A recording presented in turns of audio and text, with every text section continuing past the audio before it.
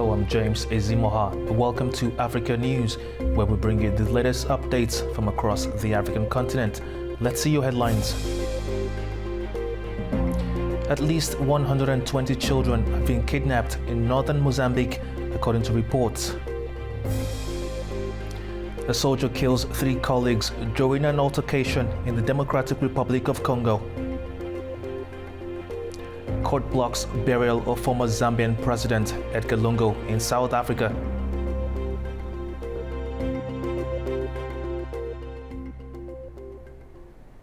Thank you for joining us. 1 year after Kenya's deadly anti-government protest, demonstrators returned to the streets of Nairobi under tight security. The protests have been reignited by the suspicious death of a young blogger while in police custody. Hundreds of protesters filled Nairobi's streets on Wednesday, marking the first anniversary of the 2023 anti-government protests that left over 60 people dead. Police deployed heavily across the capital, with spiked barricades and roadblocks choking access to the central business district. This follows the death of 31-year-old teacher and blogger Albert Ojwang while in police custody. Protesters say they were seeking justice for Ojwang and others who lost their lives in last year's violent crackdown. Today is a day for us youths, revolution. We are fighting for the rights of the fellow youths and our Kenyans. Who died? And there are people who died since 25th June. And then last week, Ojwang died. So we want justice. For me, today means that revolution is coming to Kenya, and I pray that this is a day that will change everything, that Ruto will go today. Ojwang's death has intensified scrutiny of Kenya's security agencies, with human rights groups demanding investigations into police brutality and custodial deaths. As public pressure mounts, the government faces renewed calls for police reform and justice for victims.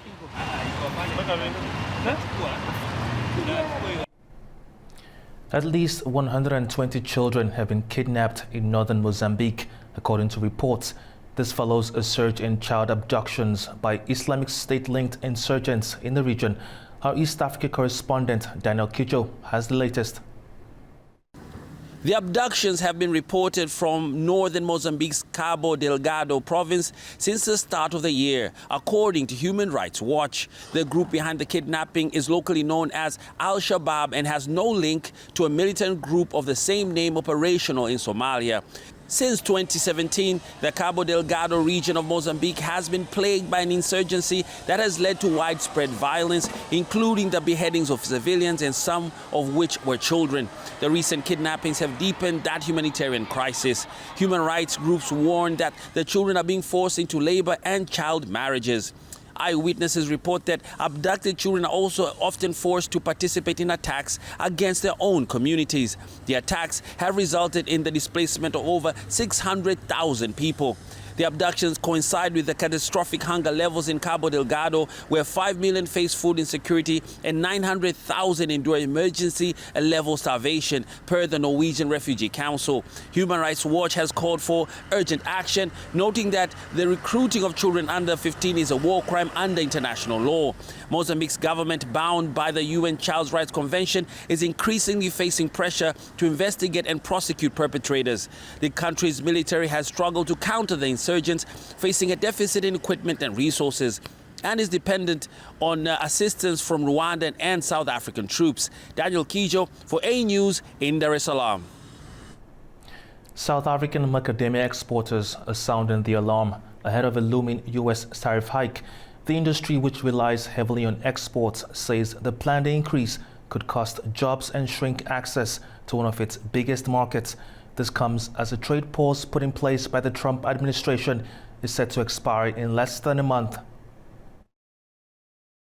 The 90-day pause on reciprocal tariffs announced by US President Donald Trump ends on July 9th. While many countries have tried to negotiate exemptions, few have succeeded in reversing the planned hikes. One of the hardest hit is South Africa, now facing a 30% increase on macadamia nut exports to the US. South Africa is the world's top producer of macadamia nuts, with 90% of its harvest grown for export. Farmers say the US price hike could cripple trade flows and damage South Africa's global reputation for high-quality produce. We are very concerned about the US tariffs.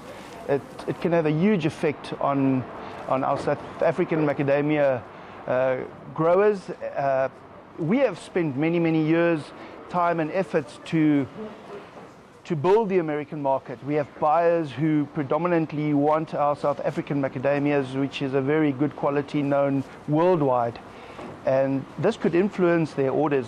Orders can decline because of the tariffs that will be imposed on us. At Empire Nuts, which exports up to 4,000 tons annually, fears are mounting that the US will soon become too costly to serve. Our export regions is majority is China, Europe and North America. With the US taking up the bulk of the stock in North America. If you can break it up, it's roughly a third of each region take up about a third of the product. Imagine a third of your customer base is now going to be affected by duties. We need to find and grow alternative markets. And I think we've seen over the last couple of years the Chinese market have developed and grown radically. They've started importing a lot of kernel. And in terms of volume-wise, they're doing similar volumes as what Europe and North America is doing. The tariff hike could ripple through South Africa's macadamia sector, which supports over 80,000 jobs. But with 2023 exports up 23% from the previous year, producers say they're already working to tap into new markets beyond the US. A soldier in the Democratic Republic of Congo shot 3 of his colleagues dead and injured several others during an altercation in the east of the country. The late-night shooting in North Kivu province has sparked fears of a rebel attack, forcing some civilians to flee their homes. Our correspondent Chris Ocharimga has more from Kinshasa. The shooting happened in Mungazi town in the east of the Democratic Republic of Congo. Local authorities say some Congolese soldiers who had received their salaries had a heated argument which ended in a gunfight. One of the soldiers opened fire and killed 2 of his colleagues on the spot. A third soldier died of his injuries later. 8 other soldiers were wounded in the shooting. The DRC Army spokesperson, Major Nestor Mavudisa, says the soldier who shot his colleagues has been arrested. The sound of gunfire caused panic in the community, with many fearing that the M23 rebels had attacked their town. The rebels have been fighting the DRC army since 2021 and have captured swathes of territory in the country's east. The United States and Qatar are trying to broker peace between the DRC government and the rebels, who UN experts say are backed by Rwanda. Authorities in Kigali have denied the accusation and blamed the DRC for supporting a militia seeking to topple its government. Chris Ochamringa for AnewZ in Kinshasa. A United Nations commission tasked with investigating suspected human rights violation in eastern Congo is unable to begin its work due to a shortage of funds. Our correspondent Chris Ocharimga has more from Kinshasa. A fact-finding mission set up by the United Nations to investigate massacres and sexual violence committed in the east of the DRC is stuck due to a funding crisis. A letter written by the UN High Commissioner for Human Rights says contributions to his office have gone down by $60 million this year, which has seriously impeded their investigative work. In February, the Human Rights Council established a commission of inquiry in the east of the DRC to investigate atrocities committed in the cities of Goma and Bukavu after they were captured by the M23 rebels. More than 7,000 people were reported to have been killed and hundreds of women raped in the fighting between Congolese forces and the rebels. UN officials say the abuses could constitute war crimes. A Congolese representative at the UN has called for the funds to be provided for the probe in order for the victims of the atrocities to get justice. Chris Ochamringa for AnewZ in Kinshasa. The South African court has blocked the burial of Zambia's former president Edgar Lungu following a legal challenge by his home country. The decision comes after weeks of tensions between Lungu's family and the Zambian government over where and how he should be laid to rest. A memorial was held in Johannesburg on Wednesday for Zambia's former president Edgar Lungu, who died in South Africa on June 5th while receiving medical treatment. But just before the ceremony, a South African High Court ruled that his burial could not proceed as planned, following a dispute between his family and the Zambian government. Lungu led Zambia from 2015 to 2021 and remained a powerful political figure after leaving office. His family insists he did not want a state funeral involving current President Hakainde Hichilema, his longtime rival. But the Zambian government is pushing to repatriate the body for an official burial and has until July 4th to justify its position in court. Lungu's family says their main concern is giving him a respectful and private burial, far from political interference. And taking him back home, it so appears, will not give him a dignified burial. And the family only wants to give him a dignified burial. Zambian lawmakers say burying Lungu abroad would leave the nation without closure. To have a former head of state in a country that is respected like Zambia be buried away from Zambia is a funeral that may not see closure until the remains of our late president are brought back to Zambia and buried in Zambia. Tensions remain high as his final resting place remains undecided.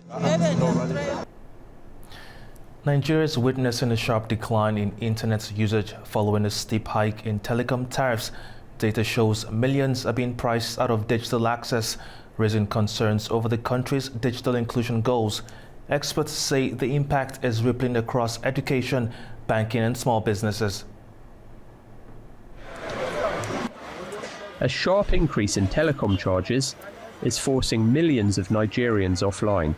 In just 4 months, Nigeria lost over 17,600 terabytes in internet traffic, dropping from more than 1 million terabytes in January to 983,000 by April. The most significant dip came in February.